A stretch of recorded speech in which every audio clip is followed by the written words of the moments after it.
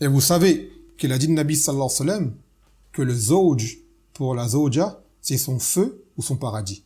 Donc son comportement par rapport à lui, cela va mettre en valeur, en réalité, la compréhension qu'elle a de sa religion. Ça apparaît à travers la relation conjugale, principalement pour la femme envers son époux. Son plus gros djihad de la femme, c'est là-dessus. C'est le comportement envers son époux. Et c'est plus dur qu'avec le père, parce que le père, tu sais qu'il t'a engendré, depuis petit, il t'a éduqué, t'as été habitué à le voir, bien te traiter, ou mal te traiter, ou dépenser pour toi. Là, maintenant, d'un seul coup, il y a un homme qui vient de nulle part, et d'un seul coup, tu dois le mettre au-dessus de ton père. Donc, bien sûr, c'est dur. C'est pas facile de faire cela. Quoi qu'il en soit, aussi difficile soit-il, Allah Azza wa Jalla peut le rendre facile à qui il veut, et cela demande déjà en premier lieu de faire preuve de bonne volonté et d'accepter. Et ensuite, également, il convient à l'époux de faciliter à la femme cette tâche d'accepter cela. C'est-à-dire de ne pas en abuser.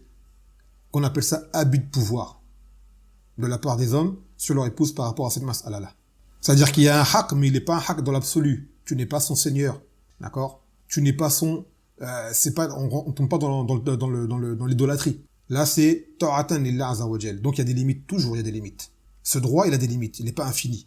Et yakun fil ma'ruf, dans le convenable, dans ce que Allah a rendu permis, pas au-delà.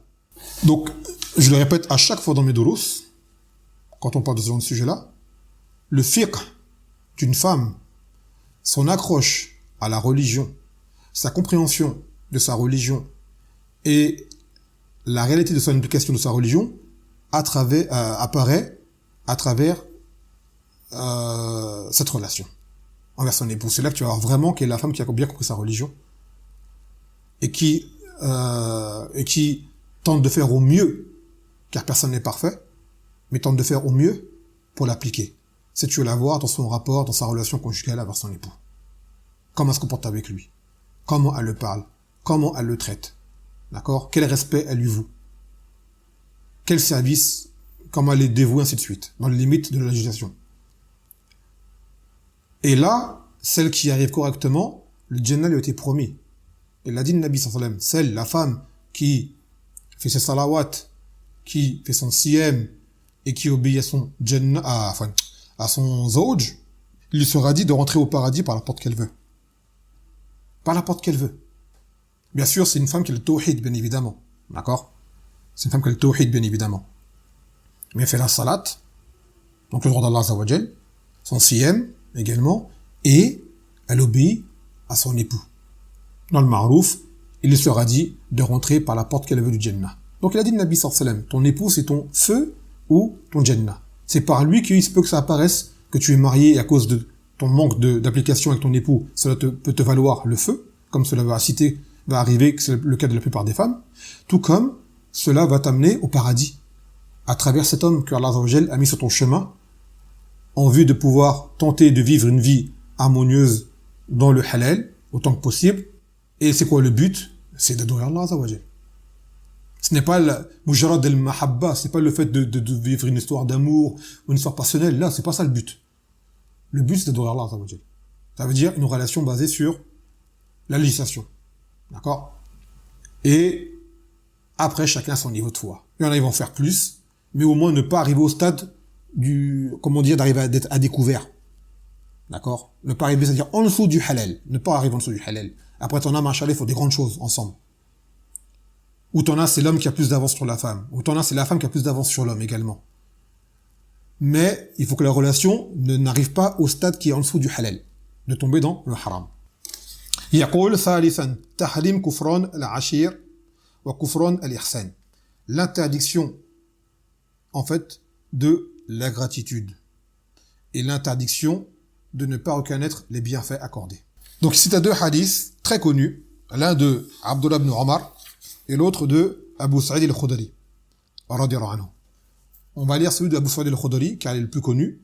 Et l'autre, celui d'Ibn Omar, c'est les mêmes termes à peu près. قال خرج رسول الله صلى الله عليه وسلم في أضحى أو فطر إلى المصلى ثم انصرف فوعظ الناس وأمرهم بالصدقة فقال أيها الناس تصدقوا فمر على النساء فقال يا معشر النساء تصدقنا فإني رأيتكن أكثر أهل النار قلنا وبما ذلك يا رسول الله قال تكسرن اللعن وتكفرن العشير وما رأيت من ناقصات عقل ودين أذهب للب الرجل الهازم من إحداكن يا معشر النساء قلنا وما نقصان ديننا وعقلنا يا رسول الله قال صلى الله عليه وسلم أليس شارة امرأة مثل نفس شارة الرجل قلنا بلى قال وذلك من نقصان عقلها أليس إذا حاضت لم تصلي ولم تصم قلنا بلى قال فذلك من نقصان دينها. Donc selon Abu Sa'id al-Khudri, il dit que le Nabi sallallahu alayhi wa sallam un jour sortit pour la fête du Eid, soit Eid al-Adha ou Eid al-Fitr. Il s'est rendu au lieu de salat. Puis, une fois qu'il a fini la salat, il a fait la khutbah. D'accord? Puis, il a ordonné aux gens de faire la sadaqa. Ensuite, s'est rendu auprès des femmes en particulier. Et on avait pris le hadith, vous vous rappelez au début du kitab, en ce qui concerne l'obligation de se couvrir le visage. Il a dit, ô vous les femmes, faites l'aumône, car j'ai vu que vous étiez les plus nombreuses des habitants des gens de l'enfer. Elles ont dit, et pourquoi au message d'Allah? Donc elles se demandaient la raison, que ça leur a fait peur. Quelle raison?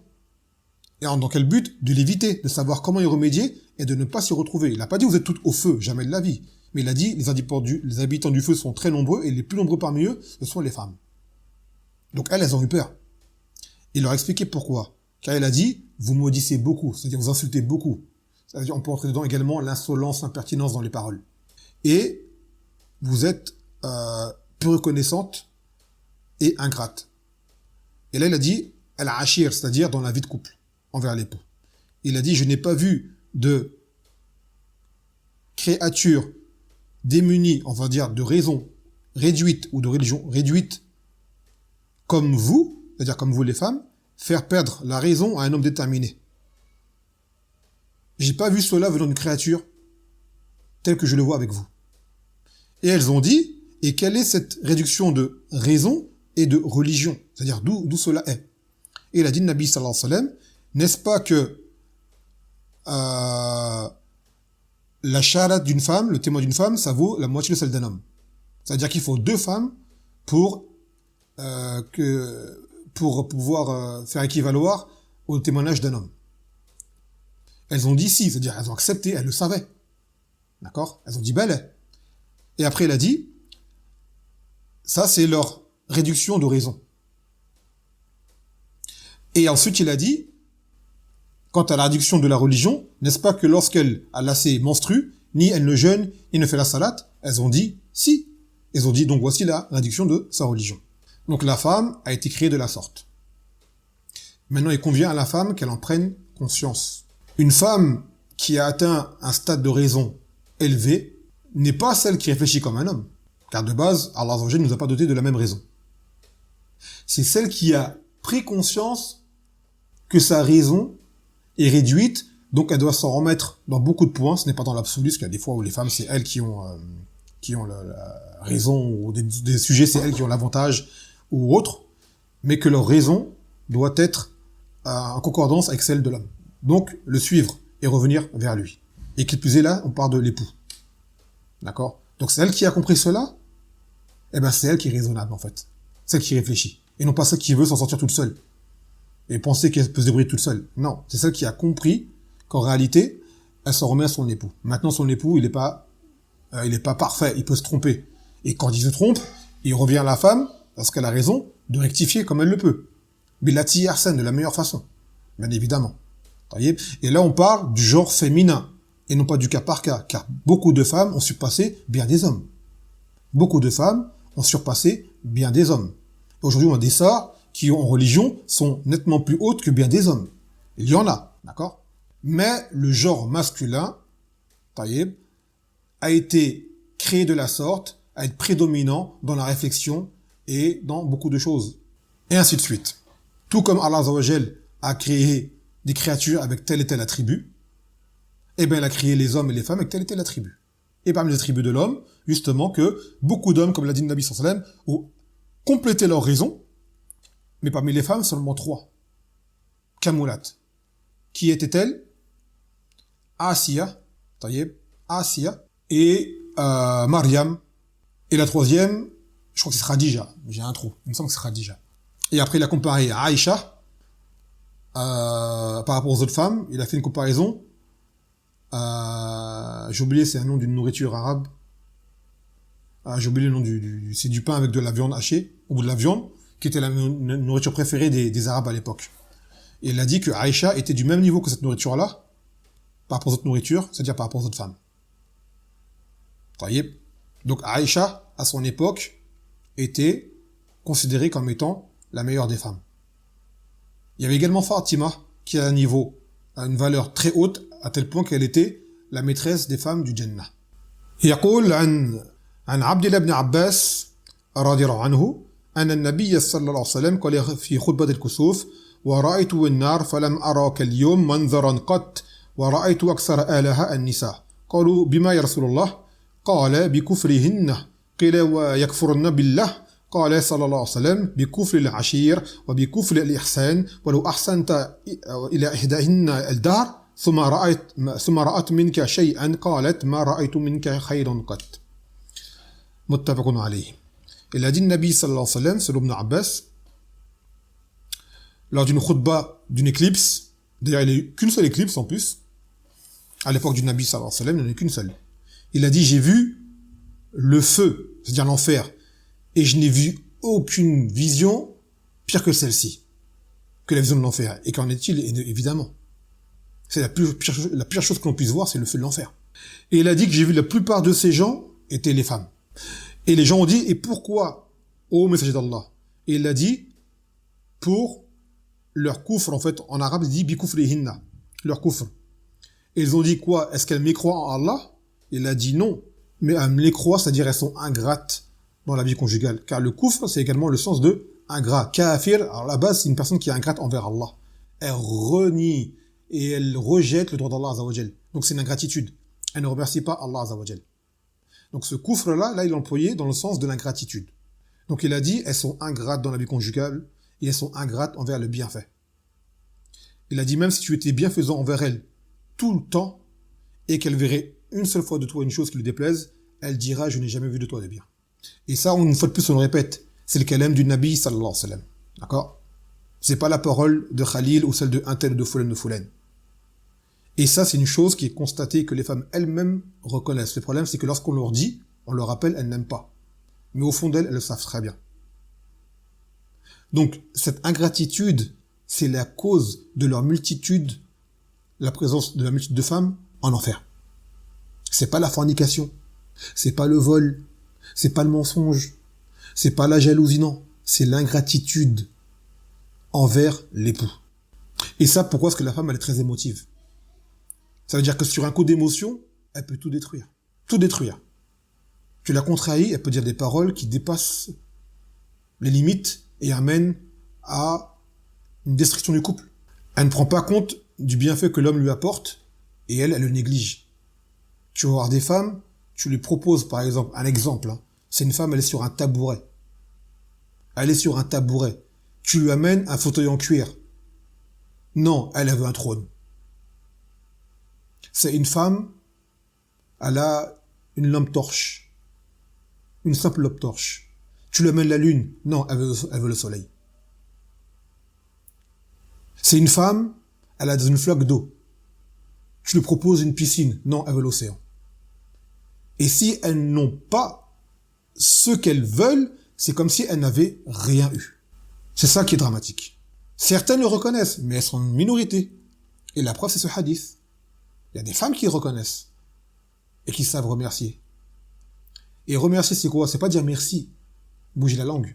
Dire merci. Le remerciement se voit envers le comportement qu'elle va donner par la suite.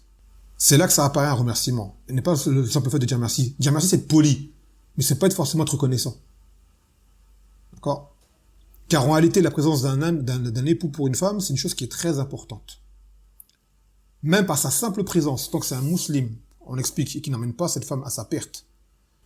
D'accord? Il n'est pas une cause de perte pour elle dans sa religion, comme étant un pervers, comme étant un innovateur, ou comme étant une personne vraiment mauvaise, ou qui la lèse, qui la frappe, ou qui la traite très mal, ce genre de choses. D'accord? Car tous les hommes, ils ont leurs défauts, ils ont leurs manquements, bien évidemment. Mais c'est un homme par laquelle sa religion, quand même, se tient. C'est-à-dire, ça ne vient pas en dessous, elle tombe pas à découvert dans le haram. C'est-à-dire, même si aux limites du halal, elle est au plus bas niveau, mais dans le halal, voilà, c'est déjà un khayr pour elle. Maintenant, si ça peut aller plus haut, c'est mieux. Mais si son mari, déjà, la limite du halal, elle le dépasse pas, avec lui, l'empêche de tomber dans le haram, eh ben, alhamdoulilah, c'est un khayr pour elle.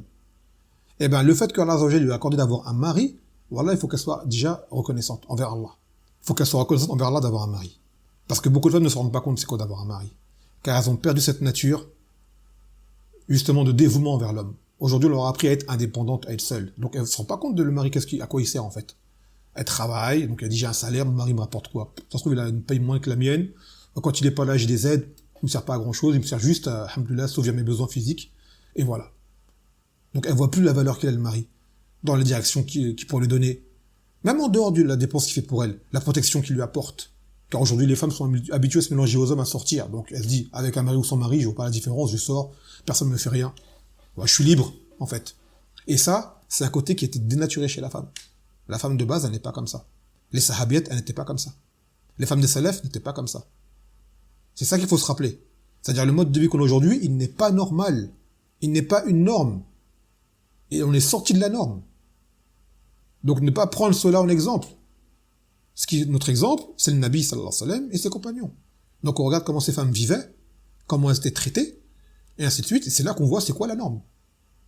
Aujourd'hui, on n'est plus dans les normes. Aujourd'hui, on a même vous le savez, en allant au-delà de la religion, on a des hommes qui deviennent des femmes qui deviennent des hommes.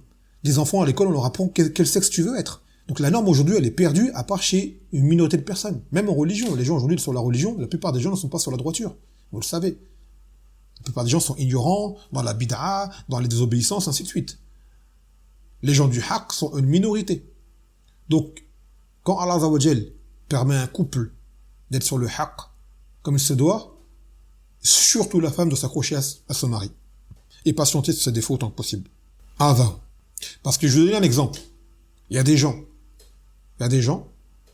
c'est général, hein, ça peut être homme comme pour femme, mais là, comme on parle de la femme par rapport à l'exemple du mariage, t'as des gens, je vais donner, c'est comme un exemple d'une personne qui habite dans un immeuble au rez-de-chaussée.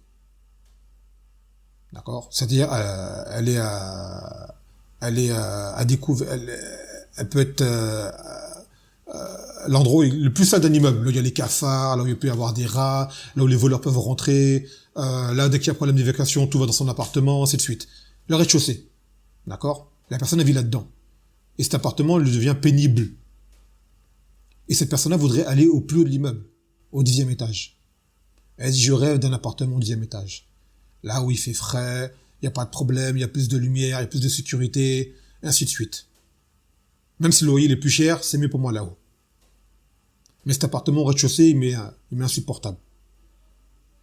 Et un jour, cette personne-là, on lui propose de monter en étage. Donc elle est contente, la personne. D'accord? On ne dit pas forcément quel étage, mais elle dit on va monter en étage. Alhamdoulilah, elle dit ouais, peut-être que je vais avoir enfin mon dernier étage. Et finalement, on l'amène au 3e étage. D'un immeuble de 8 étages, par exemple. Il y a le 8e, elle est au rez-de-chaussée. On lui propose un appartement au 3e étage. Elle rentre au 3e étage. On lui passe les clés. Elle voit le 3e étage. Elle dit ouais, mais c'est pas éclairé comme le 8e. Il n'y a pas l'air qui rentre comme le 8e. Ceci. Elle commence à se plaindre de l'appartement.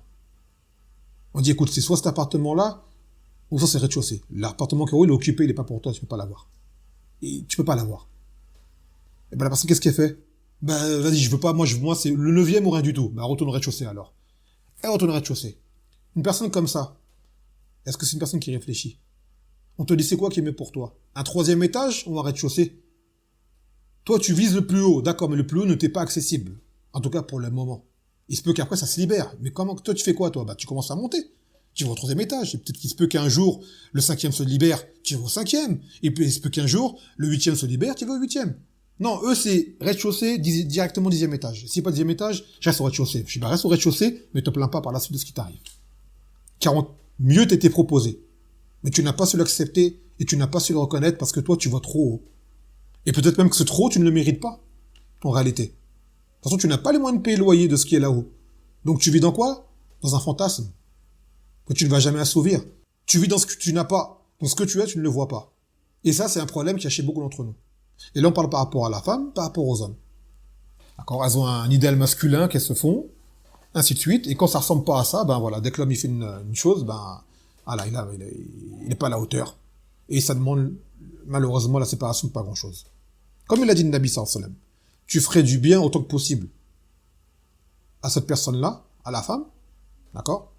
Le jour où tu ferais une erreur, eh ben cette erreur-là, elle va effacer tout le bien que tu as fait derrière. Malheureusement. Tu peux être un jour être le meilleur des hommes, peu de jours après, tu vas être le pire des hommes. Tu vas être une source de problème pour elle. Malheureusement. Et ça, c'est quoi? C'est un descriptif que le Nabi sallallahu alayhi wa sallam a fait de la femme. Tu vois. Quand elles sont seules, elles lisent le hadith, elles disent c'est vrai, c'est vrai, c'est vrai. Mais quand t'es en face d'elles, tu leur dis, elles n'acceptent pas beaucoup. Tu vois. Elles n'acceptent pas qu'on leur dise, en fait, dans les moments. Et ça, c'est une marque d'orgueil, ça, un peu. C'est une marque d'orgueil, malheureusement.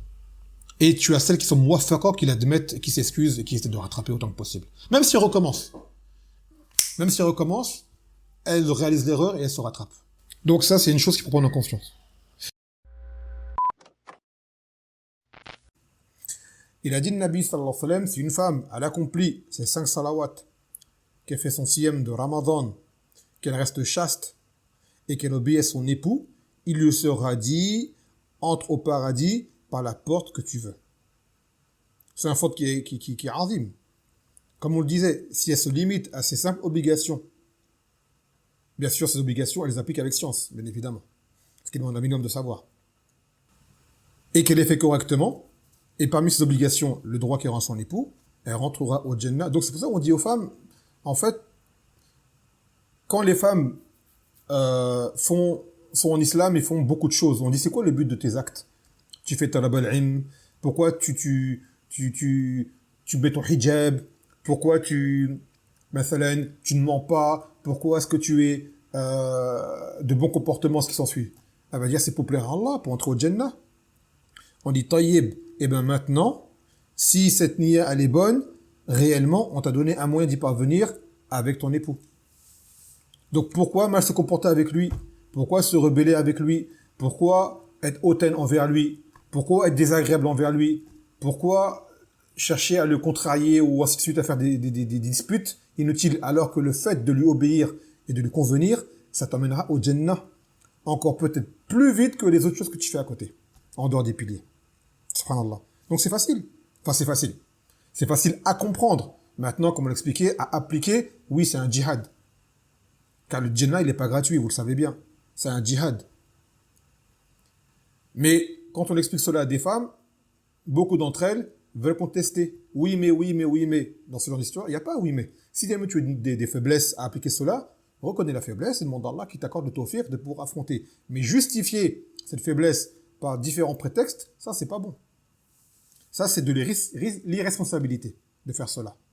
C'est comme si, au fond, il y avait une forme de répulsion envers le jugement du droit de l'époux, en fait. C'est comme si à dire comment, en fait, l'époux, j'ai pas envie de lui donner son droit comme on me l'a ordonné. Donc, elle va dire dans sa bouche, oui, je veux le faire, parce que personne ne pourra nier. Si elle dit non, je veux pas le faire, c'est qu'elle pourra en arriver au stade de la mécréance. Mais dans ses actes, dans ses faits, c'est comme ça te disait, ma bouche l'a accepté, mais mon cœur ne veut pas. Mon cœur ne veut pas. Et là, ça va être problématique par la suite. Après, cite à l'auteur une parole de Al-Minawi par rapport à ce hadith. فإن قلت فما وجه اقتصاره على الصوم والصلاة ولم يذكر بقية الأركان الخمسة التي بني الإسلام عليها قلت لغربة تفريط النساء في الصلاة والصوم وغربة الفساد فيهن وعصيان الزوج. Donc maintenant, il dit Al-Minawi, pourquoi le Nabi sallallahu alayhi wa sallam s'est contenté de ne citer que le siyam et la salat et n'a pas cité les autres piliers de l'islam. Déjà, il faut savoir une chose, que tout acte, comme on l'expliquait en religion, qui amène à en tirer une récompense et qui soit accepté auprès d'Allah, demande déjà deux conditions initiales, qui sont le tawhid, c'est-à-dire que tu es mukhlis, tu fais l'adoration pour Allah Azza wa Jal, bien évidemment, et tu le fais cet acte en concordance avec la sunna. Donc ça, il n'y a pas besoin de le répéter. Donc cette femme dans le hadith, déjà le tawhid, elle a. Le qul la ilaha illallah wa anna Muhammad Rasulullah, ça c'est une chose qui est acquise. Donc le Nabi sallam n'a pas besoin de le répéter. Après il a dit, si elle fait ses salawats, ses 5 salawats, et qu'elle jeûne son mois de Ramadan. Donc il dit pourquoi il a juste cité cela et pas le reste des arcanes. Parce qu'en fait, très souvent chez les femmes, il y a beaucoup de laisser aller au niveau de la salat et du siyam. Et il a dit également, et l'obéissance à l'époux, subhanallah. La salate, pourquoi? Parce que la salate, comme la femme n'est pas comme l'homme, elle est, comment dirais-je, il lui est imposé d'aller faire salat en jama'a au masjid, par exemple, elle fait la salate quand elle veut dans le temps, entre l'entrée du temps et la fin du temps. Donc elle est inattentive à l'entrée du temps. Des fois même des femmes, tu leur dis c'est à quelle heure la salade, je sais même pas. Elle sait même pas, en fait. Le asr, c'est à quelle heure, je sais pas. Tu vois. Le zuhr, il est à quelle heure, je sais pas. Eh ben, ça prouve qu'il y a un laisser-aller là-dessus. Et aussi le fait qu'elle ait ses menstrues.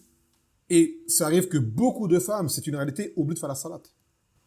Il faut pas être dans le déni. Beaucoup de femmes oublient de faire la salate. Des fois, elles disent, oh, j'ai pas fait la salate, j'étais occupé par ça, le ménage ou telle chose, ou telle et telle chose, les enfants. Et la salate, elle a oublié de la faire. Ou, au fajr, ça se lève après l'heure du fajr. Elle se lève pas à l'heure pour le fajr. C'est le cas de beaucoup de femmes, c'est une réalité. Et ça, c'est pour ça, c'est parmi le nox qu'elle a dans sa religion, comme l'a dit le Nabi sallallahu alayhi wa sallam. Et aussi le siyam. Kazalik. Car une personne qui est négligente dans la salate, elle le sort dans le siyam également. Car le siyam, il est basé sur des heures, des horaires. Donc le fajr, mathalan, elle va se lever après l'heure. Et après, beaucoup de temps vont dire, ouais, j'ai pas la force de jeûner aujourd'hui, j'ai pas pris le sahur, donc je vais pas jeûner. Mathalan. Ou elle va rompre avant l'heure, parce que l'heure fait pas attention.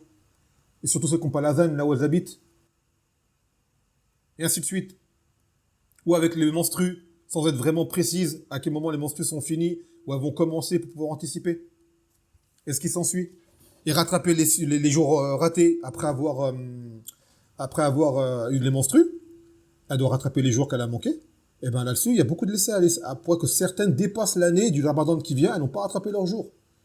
Et on parle de femmes qui n'ont pas d'excuses. Donc le Nabi sallallahu alayhi wa sallam, c'est pour ça qu'il a cité ça, les salawat, le siyam. Et après, il a dit quoi? Et qu'elle obéit à son zawj. Car également, c'est sur le point sur lequel il y a beaucoup de problèmes dans les couples aujourd'hui. Beaucoup de problèmes sont basés sur différents problèmes, certes, même du côté de l'homme. On ne peut pas le nier. Mais la femme, c'est surtout le côté de l'obéissance à l'époux.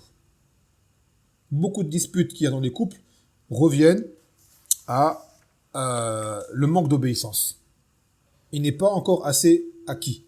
On ne parle pas d'abus de pouvoir, on parle de l'obéissance initiale, dans ce que l'époux demande de raisonnable et qui n'amène pas à du haram. Car il y a un problème qui existe, c'est que beaucoup de femmes, en fait, ne réalisent pas leur statut par rapport à leur époux et se voient égales à leur époux. En fait. Et quand tu te vois égal à ton époux, ben il est certain que tu ne vas pas lui donner le droit qu'il mérite. Tu vas te croire comme lui.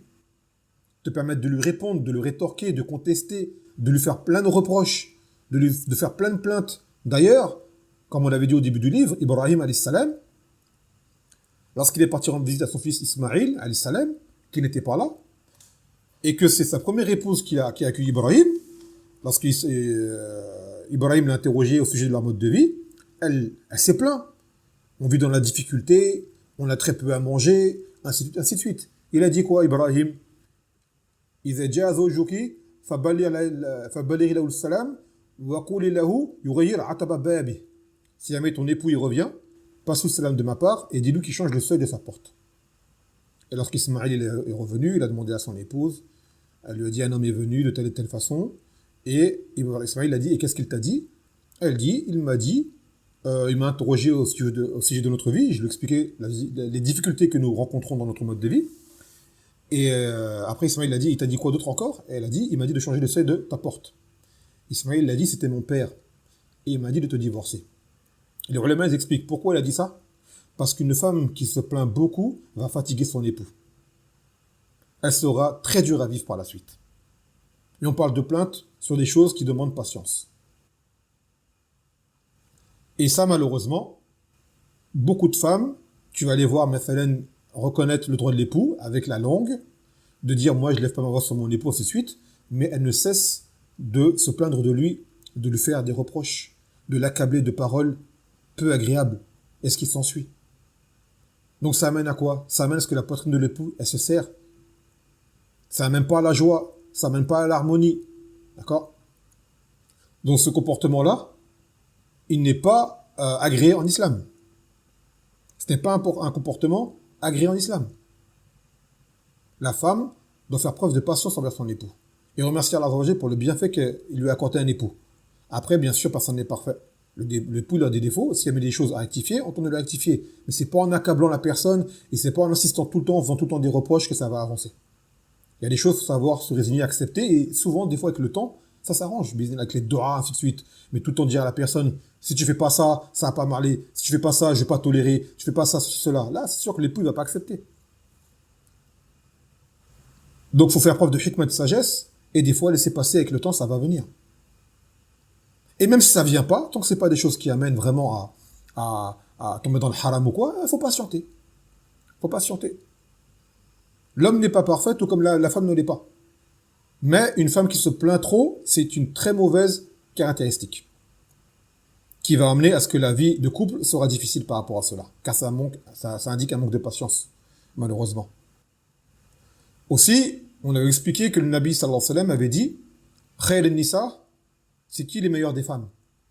Allati idha nazarta ilayha asaratka wa idha amartaha ata'atka. Il a dit c'est la femme, lorsque tu la regardes, elle te réjouit, ça veut dire elle est plaisante à tes yeux. Et lorsque tu lui ordonnes, elle t'obéit. Ce sont ceux-là les meilleures des femmes. Donc ça revient au hadith précédent, c'est-à-dire c'est la meilleure des femmes, c'est pas ça que le Coran par cœur forcément, ou qui suit plein de dourous, ou ce qui s'ensuit. Ça c'est bien, mashallah. Mais s'il n'y a pas de suivi derrière dans le comportement avec le zauj, ça sera un argument contre elle. Et des fois, on va dire à des gens, quand des gens, souvent les frères qui veulent se marier à des femmes, on va leur dire, avec l'expérience et les témoignages que l'on voit, beaucoup de choses, on te dira, je te conseillerais plus une débutante qui désire apprendre sincèrement et qui va t'écouter, te suivre, plutôt qu'une confirmée qui croit connaître. Parce que celle qui croit connaître, elle va tout le temps polémiquer avec toi. Tout le temps, elle va polémiquer avec toi. Parce qu'elle croit connaître. Voilà. Et donc, ça va mener quoi? À des conflits encore. Et des conflits, et des conflits, et des conflits. Et ça va pas rendre la vie de couple agréable. Et aussi un point, ce fait que des femmes ont tendance à comparer leurs époux aux époux d'autres sœurs. Elles comparent leurs époux aux époux des autres sœurs. Par exemple, une sœur, elle a un époux, il a des qualités. Et cette sœur, elle est impressionnée par les qualités de l'époux de cette femme-là. Et elle dit à son époux, regarde un tel, il fait ci, regarde un tel comment il est comme ci, comme cela. Ça, c'est une grosse erreur à ne surtout pas faire. Car si la femme fait ça avec son époux, le frère aussi pourra le faire. Regarde Foulana comment elle est. Donc déjà, ça va pas passer. En plus, cet époux de cette sœur qui a ses qualités, personne ne sait ce qui se passe dans leur foyer en privé. Par exemple, elle va dire, regarde, ce frère-là, il est gentil, il est serviable, il laisse sa femme dans la maison, il l'emmène faire les courses, il fait ceci, il fait cela, il dépense beaucoup pour elle, il lui fait des cadeaux, et il fait la cuisine, et il fait ceci, il fait cela. Donc déjà, chaque homme est différent. À la base, notre exemple, c'est le Nabi sallallahu alayhi wa sallam. On doit comparer au prophète sallallahu alayhi wa sallam dans ce qu'il faisait comme bien, d'accord? Tant que cela est réalisable. Après, si ce n'est pas le cas, comme on dit, personne n'atteindra son niveau. Mais comparé à un autre homme, on va te dire, mais peut-être que cet homme-là, qui a ces qualités-là, avec son épouse, peut-être que également son épouse a un comportement avec lui qui l'encourage à avoir ce genre de qualité. Mathalan, il voit son épouse, elle est reconnaissante, elle est gentille, elle est affectueuse, elle est douce, elle est attentionnée, elle est modeste avec lui, elle ne répond pas, ainsi de suite. Ben lui, qu'est-ce qu'il va faire? Ben, il aura encore plus envie de bien la traiter. Alors peut-être que l'autre, avec son époux, elle est désagréable. Elle le fatigue, elle se plaint. Donc l'époux, qu'est-ce qu'il va avoir? Il aura un comportement qui va aller en fonction de ce qu'il va trouver d'elle. Donc ne compare pas un époux d'une femme si toi-même tu n'es pas comme cette femme-là. Kama yuqal al-jaza min jins al-amal, que la rétribution est en fonction des actes. Donc les couples dans leur maison, on ne sait pas comment ils sont. Donc nous on voit une chose apparente, mais on ne sait pas ce qui se passe en privé. D'accord? Peut-être que ce frère-là qui a ces qualités-là avec cette épouse-là, il aurait été qu'une femme comme toi, par exemple, avec tes défauts, il n'aurait pas été pareil. Peut-être qu'il aurait été pire que ton époux que tu as aujourd'hui. Tu ne le sais pas. Peut-être qu'il aurait été encore plus intransigeant vers toi, des choses qu'il attend dans son foyer que toi tu n'aurais pas faites, que son autre épouse, qui traite bien, elle-même le fait. Donc c'est des choses, des facteurs à prendre en compte, de ne pas ouvrir cette porte de comparaison avec l'époux de Foulaine ou de Foulana, ou pareil pour les frères, de comparer l'épouse de Foulaine de Foulaine. C'est réciproque, hein, ça va dans les deux sens. Mais là, on parle de la femme. On parle de la femme. Par rapport à ça. Donc, il n'est pas permis, justement, de monter la tête d'une femme contre son époux. Ici, tu as d'autres hadiths, 3 hadiths qui ont les mêmes termes. يقول ومن أفسد امرأة على زوجها فليس منا. Celui qui corrompt une femme contre son époux ne fait pas partie de nous. C'est pareil. Donc les sœurs également, quand elles parlent entre elles, attention comment vous parlez et les conseils que vous donnez à vos sœurs, ce qui pourra emmener à une discorde dans le foyer. Parce que tu as des sœurs, elles sont comme ça. Elles vont entendre que, par exemple, leur ami est maltraité de ce qu'elles entendent, hein, parce qu'elles n'ont pas toutes les versions, elles n'ont pas toutes les... regardez hier, le hadith qu'on a appris de cette sahabiyat qui parlait de son époux qui était Safwan ibn Mu'attal. Lorsqu'elle a dit, mon époux me frappe quand je fais la salade, qu'il me fait rompre lorsque je jeûne et qu'il ne se lève pas si ce n'est après le lever du soleil. Alors on a dit, imaginez-vous des femmes aujourd'hui qui, elles, auraient une mauvaise attention ou une mauvaise mémoire, qui citent ce qu'elles vivent avec leurs époux à certaines sœurs. Et les sœurs, elles disent, ah, cet homme-là, tu ne le mérites pas, ou plutôt il ne te mérite pas, reste pas avec lui, un kaza et kaza et kaza et kaza. Taïb. Et cette sœur-là, malheureusement, elle est influençable. Donc, au lieu de tenter de réconcilier avec l'époux, les autres sœurs lui montent la tête. Et ça arrive à quoi? La catastrophe qui est le divorce. Je peux vous garantir que dans la plupart des cas, une fois que le divorce il est apparu et que la sœur se retrouve toute seule sans époux, ces sœurs-là, elles disparaissent. Elles sont que leurs époux tranquilles, et toi, t'en fais divorcer, t'es toute seule comme une miskina. Avec le regret. Car ce sont peut-être des choses sur lesquelles tu aurais pu patienter ou que tu aurais pu arranger. D'accord? Donc attention, très attention à ces nasiha qui amènent aux façades que beaucoup de sœurs font. Malheureusement, certaines maladroitement, elles veulent le bien mais se trompent, ou d'autres qui sont peut-être jalouses de toi. Tu ne le sais même pas. Certaines sont jalouses de toi. Parce que comme situation, et quand elles entendent que tu subis, on va dire, des choses qui t'attristent, elles sont contentes, elles sont heureuses. Wali'adhu billah. Donc attention, on nasiha que des sœurs font à d'autres sœurs en ce qui touche aux problèmes conjugaux. Et de base, quand il y a un problème comme ça, s'il y a un wali, c'est lui qu'il faut aller voir. S'il y a un wali, c'est lui qu'il faut aller voir. Bon. Après, il y a une masala que l'auteur n'a pas citée, mais qui est en relation avec celle-ci, c'est la femme qui demande le divorce sans raison. Donc, قال النبي صلى الله عليه وسلم لا تحيل لامرأة أن تسأل الطلاق لغير ما بأس. Qu'il n'est pas permis à la femme de demander le divorce sans raison valable. Ou plutôt, أي امرأة سألت الطلاق بغير ما بأس لم تلح رائحة الجنة. C'est peu ça l'offre du hadith. C'est que toute femme qui demande le divorce sans raison valable, elle ne sentira pas l'odeur du Jannah. فمن هذا الوعيد العلماء جعلوا هذا من الكبائر. Que la menace qui plane dans ce hadith montre que cet acte-là est parmi les grands péchés. Car elle ne sentira pas l'odeur du Jannah. Après, c'est pas du kouf, c'est qu'elle ne sentira pas du fait que c'est une menace pour elle, ou alors le fait qu'elle ne sentira pas avec les premiers, c'est-à-dire elle n'entrera pas avec les premiers au Jannah. Après, talaq peut être demandé pour des raisons valables. Peut-être même parfois, ce talaq doit être obligatoire. Elle doit demander de se séparer de cet homme. Cet homme-là est vraiment, par exemple, il a apostasié, ou il tombe dans des grandes perversités, ou il a forniqué, mathalan, ou il fait des choses gravissimes. Oui, on va pas lui dire de rester avec lui. Mais maintenant, ce sont des choses sur lesquelles elle peut patienter. Des choses qui ne sont pas nuisibles en soi. Des choses qui sont liées au titre du personnel. Ainsi de suite. Ça, non, elle n'a pas le droit. Mathalan, il est permis à la femme de demander le khula. C'est elle qui demande la séparation à son époux, en échange qu'il lui rende son mahar, et de là, la séparation, elle est effective aussitôt, sur le champ. Immédiatement, ils ne sont plus mariés. Ça, c'est le droit que la femme, elle a, de demander le khul. Cependant, les ulama, ils disent que le khul n'est légitime que dans certaines conditions. Dans le cas où ce mariage deviendrait, par exemple, illicite. Ou que la vie avec cet homme deviendrait insupportable pour elle.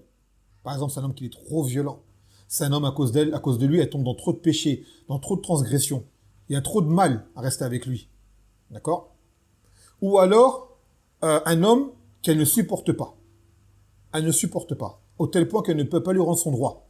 Comme ce fut le cas de cette sahabiyat qui a demandé au Nabi sallallahu alayhi wa sallam le khul, car elle disait, je ne reproche rien à mon époux comme comportement et religion, mais akrah al-kufr ba'd l'islam. Je dis, je ne lui reproche rien, mais je crains de ne devenir ingrate, c'est-à-dire du fait que tant cet homme lui déplaisait physiquement, elle ne pouvait pas rester avec lui, elle n'aurait pas pu lui obéir. C'était concret. Donc de là, le Nabi sallallahu alayhi wa sallam, il lui a dit de lui rendre son mahar, et le khul a été effectif. Donc vous allez voir que souvent, les femmes qui vont demander le khul, elles vont souvent dire cela. Ça va être souvent la illa qu'elle va utiliser, qu'elles vont dire, oui, mais je ne l'aime pas, donc ce qui fait que comme je ne l'aime pas, je ne voudrais pas, je pourrais pas lui obéir, j'aurais du mal. S'il m'appelle pour avoir des rapports, j'ai pas envie de lui, il m'énerve, il m'insupporte, ou ceci et cela. On dit d'accord. Au premier abord, cela est accordable. Maintenant, comment est-ce qu'on sait si vraiment cette cause, elle était comme la femme à la cité? Ça apparaît par la suite. À quel moment? Comme c'est le cas de beaucoup de femmes, qui en réalité demandent le khul, parce qu'elles ont été vexées, elles ont été contrariées, elles ont été attristées, donc elles ont fait dominer leurs émotions sur leurs raisons à ce moment-là, et elles se sont dit, je ne vais pas supporter la vie avec lui, ou je veux plus de lui, ou je ne le tolère plus, ainsi de suite. Elles demandent le khul. Et vous allez voir que peu de temps après, elles le regrettent. On reçoit souvent même des questions comme ça, des mails, des femmes qui demandent le khul, et qui après elles regrettent. Et elles veulent retourner avec leur époux, est-ce qu'elles ont le droit de retourner avec lui? On dit oui, tu as le droit de retourner avec lui, s'il accepte, et il faut faire un nouveau aqd, comme si vous vous mariez à nouveau. Ça veut dire qu'il leur donne un mahar, qu'il faut le wali, ainsi de suite. Ils ont le droit de se remettre ensemble. Donc le fait que tu regrettes par la suite, ça prouve bien qu'en réalité, il t'était supportable. C'est juste que tu as demandé le khul de façon émotionnelle, et non pas pour des raisons religieuses légitimes. Et c'est, dans la plupart des cas, c'est ça qui se passe. C'est sur un moment de colère, un moment d'émotion, elle demande le khul. Après une dispute, après un conflit ou quoi, elle demande le khul. Alors qu'en réalité, ces moments-là, il faut les passer. Combien de fois l'homme est encore là avec son époux, avec son épouse? Il ne demande pas le talaq, parce qu'il sait qu'il y a des conséquences derrière, ça va loin. Donc il réfléchit, il ne se précipite pas. Bon, il y en a, ils se précipitent, c'est vrai. D'accord, t'en as, mais on parle de base chez l'homme. Donc, à ce moment-là, qu'est-ce qui se passe? Ben, c'est le regret. Et ce regret est une preuve que ce khul a été demandé de façon illégitime, et donc on craint pour ces femmes de ne rentrer dans ce hadith. Et qui plus est, il a dit le Nabi sallallahu alayhi wa sallam, al-mukhtali'at hunna al-munafiqat. Il a dit les mukhtali'at, ce sont ceux qui demandent le khul, ce sont elles les hypocrites. Ce sont elles les hypocrites. Et des ulama ont expliqué parce qu'elle fait apparaître l'obéissance à Allah par le khul, de faire les choses légiférées, alors qu'au fond d'elle, elle cache la désobéissance. En fait, elles demandent le khul pour des raisons illégitimes. Donc, elles ont été qualifiées comme étant des hypocrites. Donc, toute sœur qui en est arrivée à demander le divorce à son mari, ou le khul, et cela s'est vraiment produit, et que par la suite, il y a eu du regret, vraiment, qu'elle sache que sa raison n'était pas valable. Qu'elle sache que sa raison n'était pas valable. Donc après, on peut chercher de se justifier par plein de choses. Hein. On ne peut pas se mentir à soi-même. Et encore moins Yawm al-Qiyamah devant Allah Azza wa Jal. Donc il est tout à fait normal que des couples se disputent, que peut-être même pendant un moment, la femme n'a pas trouvé assez la parole à son époux. Cela est meilleur, plutôt qu'elle demande le khul, elle se précipite. Pour en plus ne laisser la place qu'au regret. Il y a aussi on va dire, dans la façon de parler. La façon de parler, car en fait, souvent, dans ces moments-là, tu as des femmes qui, comme je l'expliquais, se voient à un niveau plus haut que celui qu'Allah leur a accordé, donc peut-être presque même égal à leur époux. C'est pour cela qu'elles se permettent d'avoir des contestations à tout va, des protestations à tout va, des réclamations à tout va, et ainsi de suite. Et n'ont pas la modestie d'apprendre à garder le silence. Cette langue cause beaucoup de dégâts. كما قالت امرأة سعيد بن المسيب قالت كنا نكلم أزواجنا إلا كما تكلموا أمراءكم. Nous ne parlions à nos époux que comme vous parlez à vos gouverneurs. À vos gouverneurs. Est-ce que tu vas polémiquer avec un gouverneur? Est-ce que tu vas tout le temps répondre à un gouverneur quand il te parle? Tu es ceci, tu es cela, tu es ceci, tu es cela. Et là, les femmes des salafs étaient comme ça. S'il y avait vraiment une chose à dire, elle le disait. Mais elle n'était pas accablante. Et il n'a pas été rapporté d'elle qu'elle était insistante. Et au pire des cas, elle faisait intervenir leur wali ou une tierce personne pour tenter de trancher. Si vraiment il y avait un abus de pouvoir et que cela allait trop loin pour elle. Mais le problème, c'est qu'il y a des femmes, elles ont trop d'estime d'elles-mêmes, en fait. Vous comprenez? Dans le sens où elles mettent une pression à l'époux, comme si c'était elle l'homme. Genre, c'est presque elle qui menace l'homme de divorce, subhanallah. Ça, c'est une chose qui est incroyable. Alors qu'à la base, le demander le divorce lui est interdit. Et tu la vois demander le divorce, ou menacer. Si tu fais pas ça, s'il n'y a pas ça, si c'est pas comme ça ne marchera pas, je resterai pas avec toi, et ainsi de suite. Alors que à la base, c'est elle qui doit avoir peur que son mari la divorce. Vous savez, chez les anciennes générations, regardez bien les générations de vos parents, de vos grands-parents. Dans les pays d'islam, je parle. Wallahi, vous allez voir très très peu de divorces. Car pour eux, pour la femme, être divorcée, c'était une honte et une marque d'échec qu'elle n'était pas capable de s'occuper d'un homme. Bon, des fois, c'était abusif, à tel point que même l'homme, lorsqu'il était vraiment allé trop loin, restait quand même avec lui. Mais regardez bien, pour elle, demander le divorce, c'était une honte. C'était une honte. Que son mari dise « je vais te talaq », pour elle, elles avaient peur de retourner après auprès de leurs parents, ainsi de suite. Bon, aujourd'hui, les femmes, elles se disent indépendantes, elles ont leur vie, leur petit appartement et tout, elles s'en fichent. Avant, c'était pas comme ça. C'était une vie islamique, la femme vivait chez ses walis. Alors, lorsque le mari te divorce, tu retournes chez papa et maman. Et quand tu arrives, tu as un enfant, tu as 25 ans, tu as 30 ans, tu as 35 ans, tu retournes chez papa, chez maman, crois-moi bien que ça fait mal au nez. Là, aujourd'hui, vu les libertés qu'ils ont été accordées, la femme voit plus la chose pareille. Mais regardez bien, les anciennes générations, chez les Marocaines, chez les Algériennes, ainsi de suite, elles ne demandaient pas le divorce. Le divorce, c'était vraiment pour eux une chose qui était... Wallah, c'était azim. Qu'un homme divorce une femme. C'est vraiment, ça veut dire qu'elle était... voilà. Après, on ne dit pas que c'est une chose qu'on approuve dans l'absolu. Non. Il y a des fois, le divorce, faux. Par exemple, il ne fait pas la salate, ou il fait des grands péchés, ou des grands péchés à tout va, outrance, ainsi de suite. Non. Mais sinon, c'est vraiment un dernier recours. Et qui plus est quand il y a des enfants. Par contre, lorsqu'on divorce et qu'il y a des enfants, ce sont les enfants qui trinquent par la suite. Et très souvent, les femmes qui provoquent un divorce avec leur époux, elles ont des enfants, elles ne patientent pas avec leur époux, on voit souvent les enfants mal finir par la suite. Car le père n'est plus là, la femme elle est seule, livrée à elle-même, et elle n'a pas la force d'affronter tout ce que l'enfant pourra faire. Et tu vois l'enfant qui grandit, malheureusement, qui prend un très mauvais tournant. Dans beaucoup de cas, on le voit, je l'ai vu ici au Yémen, je l'entends au Maroc, on l'entend en France, on l'entend dans plein de situations. C'est une réalité. C'est une réalité. Et aussi, on dit aux sœurs, attention. Attention à la précipitation dans la demande de divorce. Surtout les femmes qui demandent le divorce très très vite.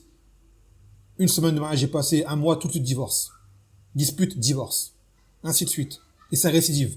Souvent, les femmes qui sont restées seules, d'accord, et qui ont un certain âge, vous allez voir, le divorce est très rapide. Elles n'ont pas eu beaucoup de vie de couple avec un homme, parce qu'elles demandent le divorce trop vite, elles se précipitent trop, et bien par la suite, on craint pour elles de ne rester avec aucun homme. Même demain, on ramène le meilleur des hommes, comme elles sont habituées à ne pas pouvoir supporter ce qu'elles ne tolèrent pas, et bien elles vont demander le divorce. Malheureusement. Et après, au final, c'est qui? Ben, ce sont elles qui se retrouvent seules, malheureusement, le masakin. Donc on leur dit, on fait le nasiha, d'accord? Soyez patiente. S'il y a un mal à blâmer, faites-le, mais bilati ahsan. Bilati ahsan avec hikmah. Et patientez énormément. Il se peut qu'avec le temps, les choses s'arrangent. Les choses s'arrangent. Et quand bien même elles ne s'arrangent pas, croyez-moi que retourner au célibat sera pire que certains défauts que vous n'avez pas accepté de vos époux. En réalité. Elles se disent au final, en réalité, ces défauts que je vivais avec mon époux, d'accord? Sans compter les qualités qu'il avait avec, c'était meilleur que le célibat que j'ai aujourd'hui, actuellement. Donc, bien réfléchir aux contre-conséquences des paroles que l'on prononce. Voilà le musta'an.